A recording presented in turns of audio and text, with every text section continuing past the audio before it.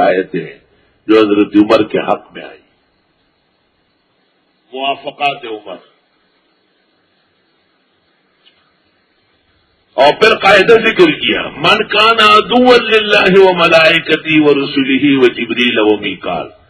جو کوئی دشمن ہو اللہ کا، فرشتوں کا، پیغمبروں کا، جبریل و میکائیل کا، فإن اللہ عدو للکافرین، پر بے شک اللہ بھی دشمن ہے ایسے کافروں کا. ذرا مسئلے کو غور کرو. جو ایک نبی کی تکذیب کرے وہ سب نبیوں کا مکذب ہے. مسئلہ سمجھ میں آیا ہے نا؟ جو کسی ایک صحابی پر لان تان کرے، خواہ عمر پر ہو، عثمان پر ہو، عائشہ پر ہو، وہ تمام صحابہ کا دشمن ہے. علی کا بھی ہو، فاطمہ کا بھی ہو، حسن و حسین کا بھی.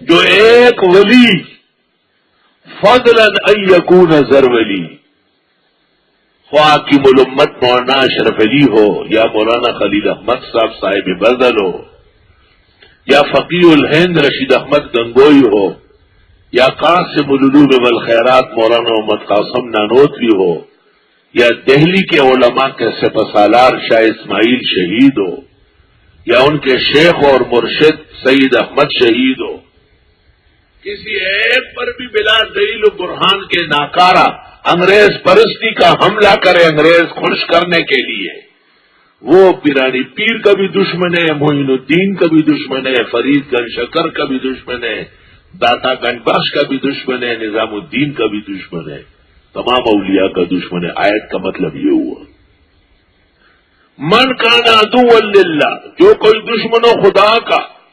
انہوں نے تو جبریل کی دشمنی کہا، خدا نے کہا میرے بھی دشمن ہو.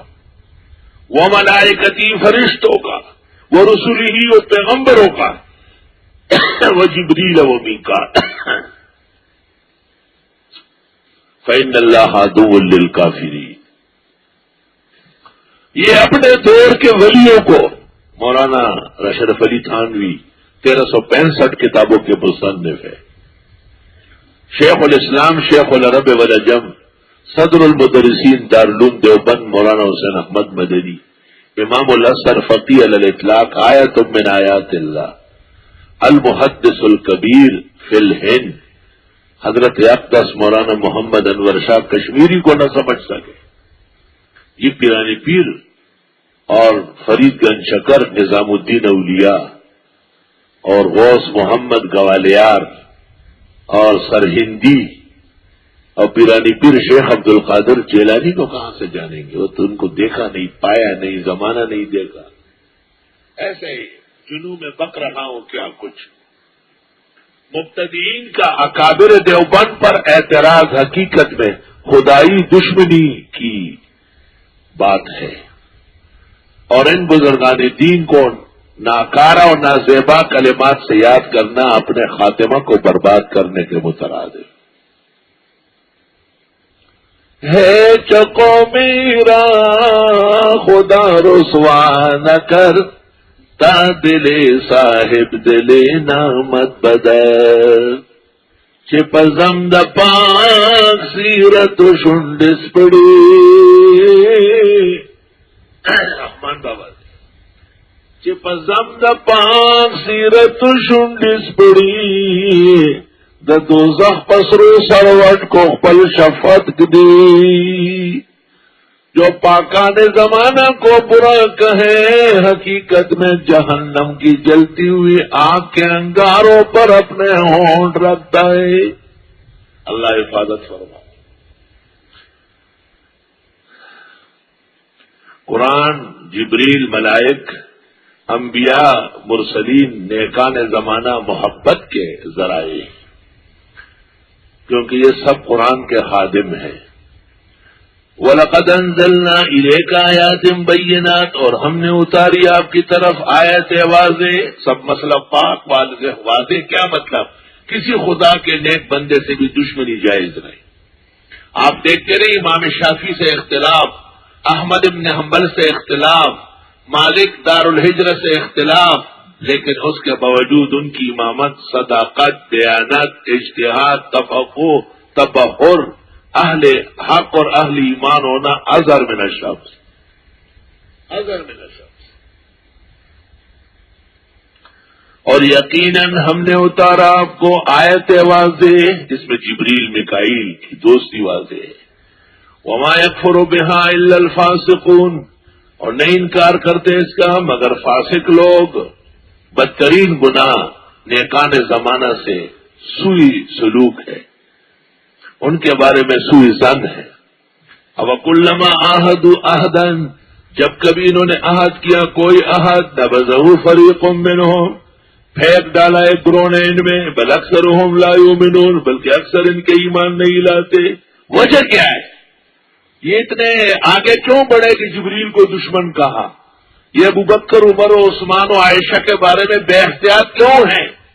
یہ ابو حنیفہ، ابو یوسف، محمد کا کیوں خون چوس رہے ہیں؟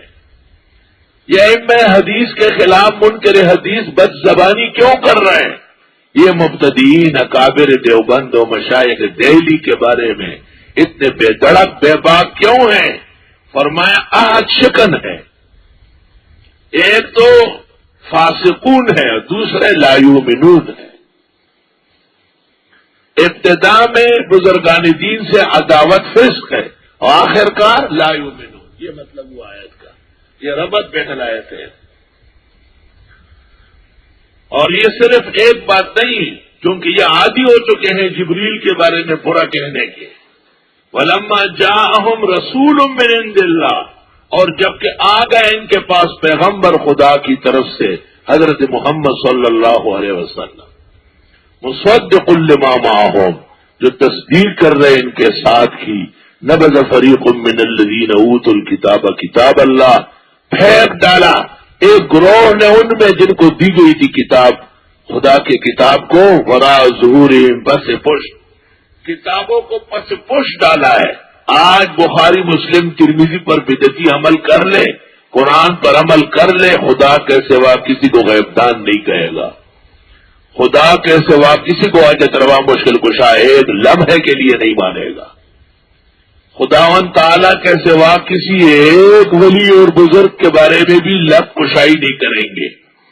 نبذ فریق من الذین اوتوا الکتاب، ڈال دیا ایک گروہ نے ان لوگوں میں سے جن کو کتابیں دی گئی، کتاب اللہ، کتاب خدا کی، وراء ظہورہم، پس پشت، کأنہم لا یعلمون، گویا کہ یہ نہیں جانتے.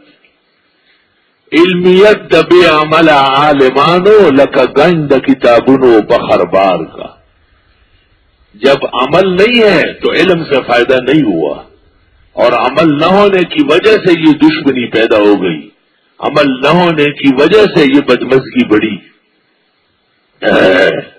وَاتَّبَعُوا مَا تَتْلُو الشَّيَاطِينُ عَلَى مُلْكِ سُلَيْمَانَ وَلَمَّا جَاءَهُمْ رَسُولٌ مِّنْ عِندِ اللَّهِ مُصَدِّقٌ لِّمَا مَعَهُمْ نَبَذَ فَرِيقٌ مِّنَ الَّذِينَ أُوتُوا الْكِتَابَ كِتَابَ اللَّهِ وَرَاءَ ظُهُورِهِمْ كَأَنَّهُمْ لَا يَعْلَمُونَ.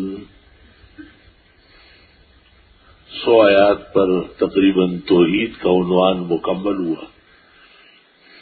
اس ضمن میں ایمان بالآخرت اور صداقت الکتاب کا مسئلہ مع تہذیب الاخلاق کے بھی چلا ہے. یہود کے احوال میں 2 قسم کے بیانات ہو گئے، اجمالی نعم اور تفصیلی نعم. اب تدلیلی نعم آنے والے ہیں. اس سے پہلے ہی کچھ اشکال اور شبے تھے، ان کے جوابات دیے جا رہے ہیں. مثلا ایک شبہ یہ کہ رسول آخر زمان کو اہل کتاب نہیں جانتے، اور میں نہیں، اہل کتاب کتابوں کو پس پش ڈال رہا ہے.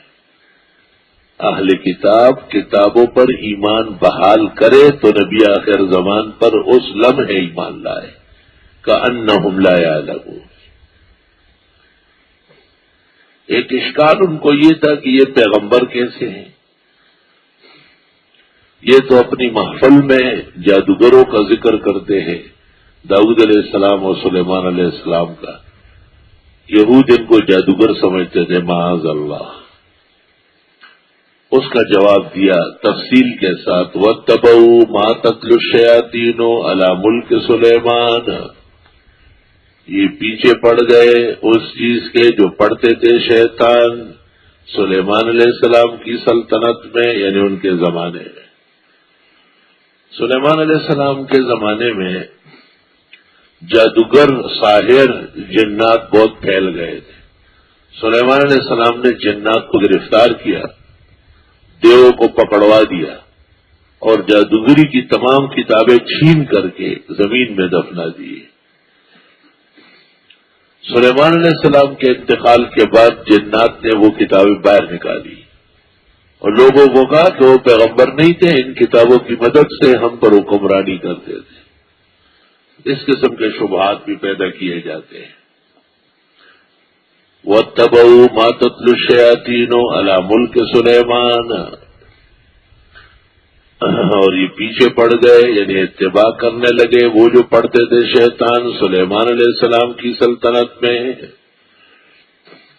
وما کفر سلیمان، یعنی وما سحر سلیمان، سحر اسحر، سحرو کفر بمعنی سحر، لأن السحر مادته کفر، سحر کا مادہ کفر ہے۔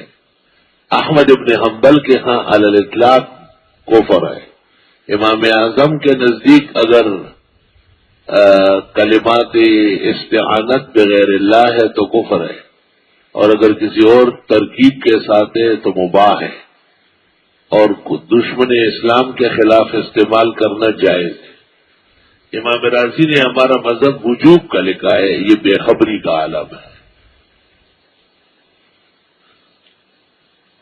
سحر کلمات مبارکہ ناپسندیدہ طریقے سے پڑھتے ہیں، سورت الٹ کے تلاوت کرتے ہیں،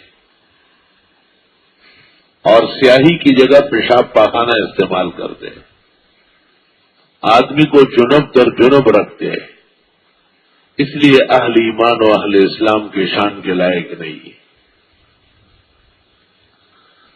بعض اوقات کچھ الفاظ جادوگر مشق کر لیتے ہیں اور ان الفاظ کے ذریعے پھر وہ سحر کرتا ہے۔ علامہ آلوسی نے لکھا ہے کہ بغداد کے بازار میں ایک ساحر نے کمبل ڈال کر ایک شخص کو ذبح کیا اور اس کا ایک ایک عضو اوپر پھینکا، اور اس میں کچھ دیر ہونے لگی تو رونے لگا کہ آدمی مر جائے گا۔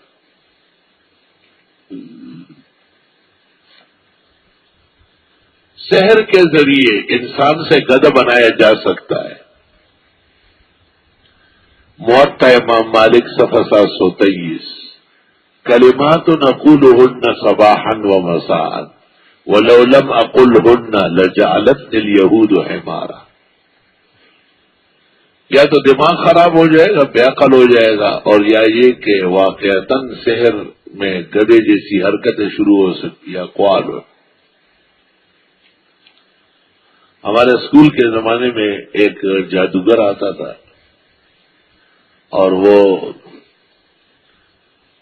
لڑکوں کو کھڑے کر دیتا تھا قطاروں میں، اور پھر ایک کو کہتا تھا اس کی شادی ہے، پھر ایک کو کہتا تھا یہ دلہن ہے، اور اس پر چادر ڈالتا تھا، پھر جب چادر اتارتا تھا تو وہ دولہا سج چکا ہوتا، یہ دلہن بن چکی ہوتی۔ وہی لڑکا جہاں سے تک جلے اور سر پہ وہ دوپٹہ ہے، ٹیکا لگا ہوا ہے، مورکیاں ہیں، ہار ڈلا ہوا ہے، ہونٹوں پہ چمک ہے، گالوں پہ سرخا ہے، اور پھر کہتے ہیں ولیمہ ہو رہا ہے، چادریں باندھ لیتا تھا۔ یہ بڑی عجیب بات تھی، چادریں باندھ لیتا تھا، چادریں ہٹا کر کے دیکھ پک رہے ہوتے، پک چکے ہوتے کہ اس میں پلاؤ ہے، اس میں قورمہ ہے، اس میں بورما ہے، کھول کے دیکھو وہی ہوتا تھا، اور وہ درمیان میں چلتا تھا، ہاتھ کی صفائی، ہاتھ کی صفائی، اور اس کے پاس دو نلکے تھے نچے، اس میں بھی داغا تھا، اس میں بھی داغا تھا، اس کو کھینچتے تھے تو وہ آ جاتا تھا، اس کو کھینچتے تھے تو وہ آ جاتا، چدارا کا کم دارازی اور چدارا کا کم دارازی، منس کے بغیر زیادہ۔ ہاتھ کی صفائی یہ جادو نہیں، چدارا کا غم دارازی، چدارا کا غم دارازی۔ میں نے ماسٹر صاحب کو کہا کہ یہ الفاظ سحر کے ہیں، کیا؟ میں نے کہا یہ الفاظ روکوا لو، یہ بھی ختم ہو جائے گا. یہ الفاظ سحر کے ہیں، یہ ہاتھ کی صفائی ہے، جادو نہیں ہے. اور چدارا کاغم دارا دی اور چدارا کاغم دارا دی. مٹ صاحب نے اس کو کہا کہ ایک لڑکا ہے، وہ کہتے یہ الفاظ نہ کہے تو وہ چپ چاپ بیٹھ گیا. سب کچھ ختم ہو گیا، دلہا دلہن دیکھ سب اڑ گئے.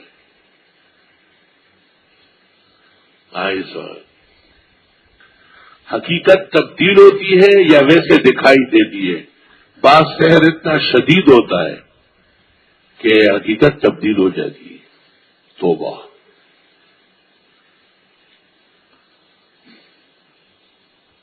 ایک شادی میں دیکھا میں نے ایک ساحر ایک آدمی کو پیچھے چٹکتا تھا ایسے اس کے کپڑے پر. شاطر میں کھڑا کولو اور نوٹ اڑتے تھے، وہاں نوٹ اڑتے تھے، 10 کے 5 کے ایک نوٹ اڑتے تھے. لوگوں نے بھر بھر کے گھر لے گئے. شام کو دیکھا سب چل کے کاغذ ہے، گوبر ہے، کچھ بھی نہیں.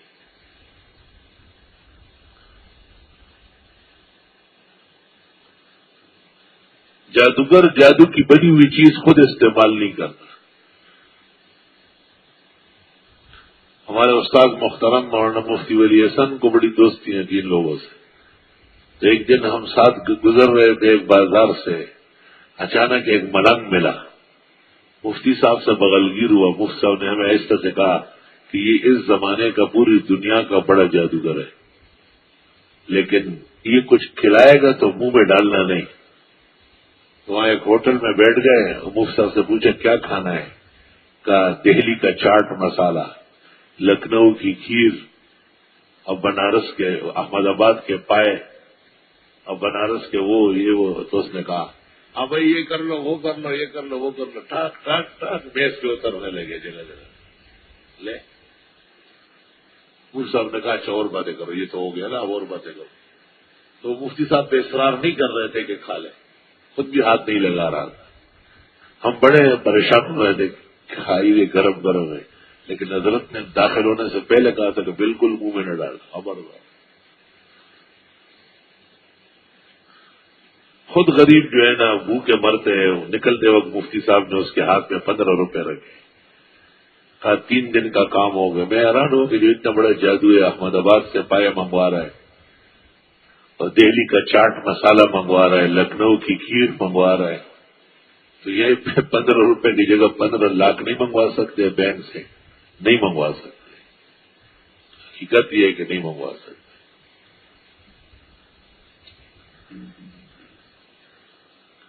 اللہ بہرحال اس میں مزید تفصیل نہیں کرنا چاہتا.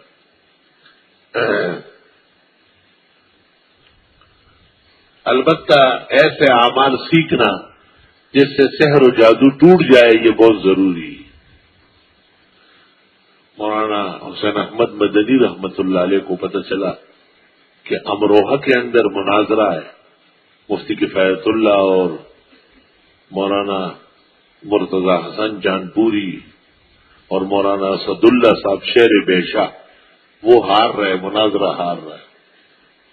آپ نے چٹ پٹ طالب علم کو کہا کہ مولانا خلیل احمد صاحب کے بیٹوی کو فوراً بتانا. مولانا خلیل احمد صاحب کو بتایا. اس نے طالب علم کا مجھے پہنچا دو وہاں جہاں مناظرہ ہو رہا تھا، ایک بڑے حال میں ہو رہا تھا. مولانا خلیل احمد صاحب جیسے ہی داخل ہو گئے، طالب علموں کا کہ یہ جو سامنے لڑکا ہے نا، اس نے ہمارے علماء کی زبان بندی کی ہے. زبان بندی پھر یہ ہوتی ہے کہ بولنے میں دقت ہوتی ہے اور دماغ پر بوجھ پڑا رہتا ہے، دلائل حفظ سب بھول جاتا ہے.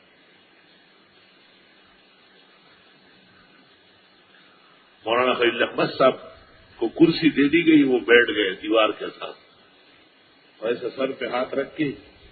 مولانا بہت ماہر تھے.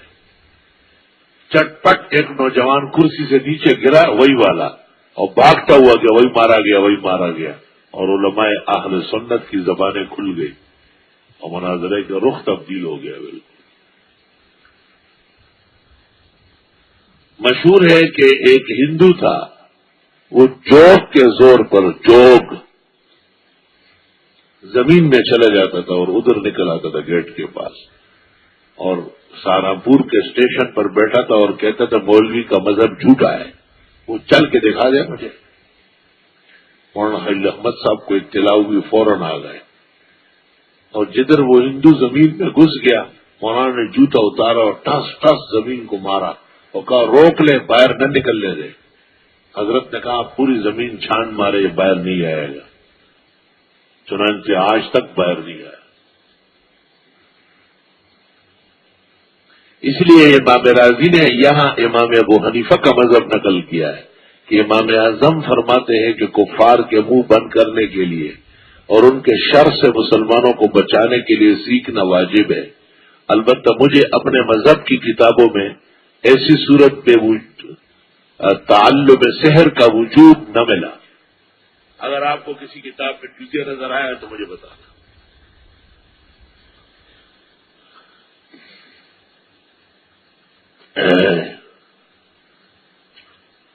وما کفر سلیمان، کفر نہیں کیا تھا حضرت سلیمان نے سحر کر کے، سحر کیے ہی نہیں، ولکن الشیاطین کفروا، لیکن شیطان لوگوں نے سحر کیا، یعنی کفر۔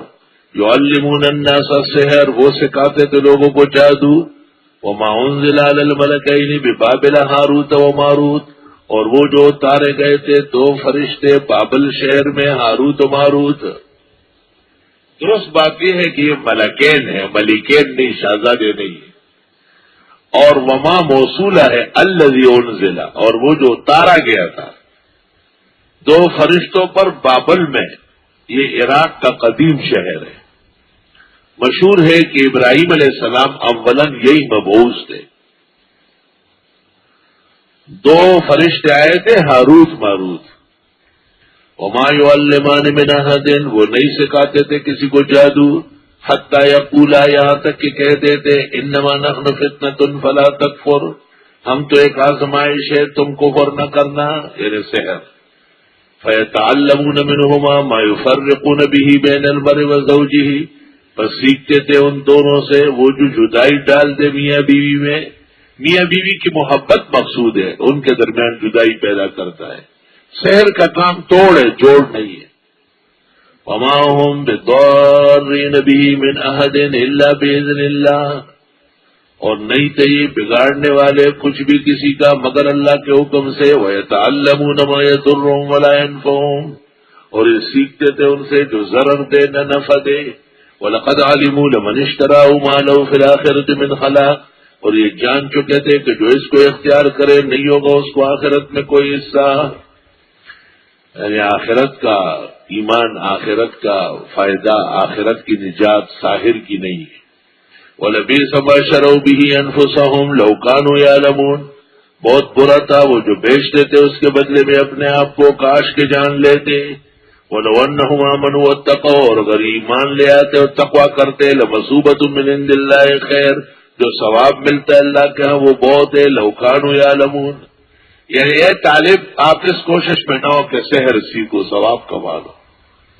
اے درس تفسیر کے قدردان، سحر و جادو کے ذریعے معاملے نہ کرو، قرآن و سنت کے ذریعے معاملے کرو، جس کے ذریعے اللہ تمہیں اجر و ثواب عطا فرماتے۔ یہ حاصل آیات۔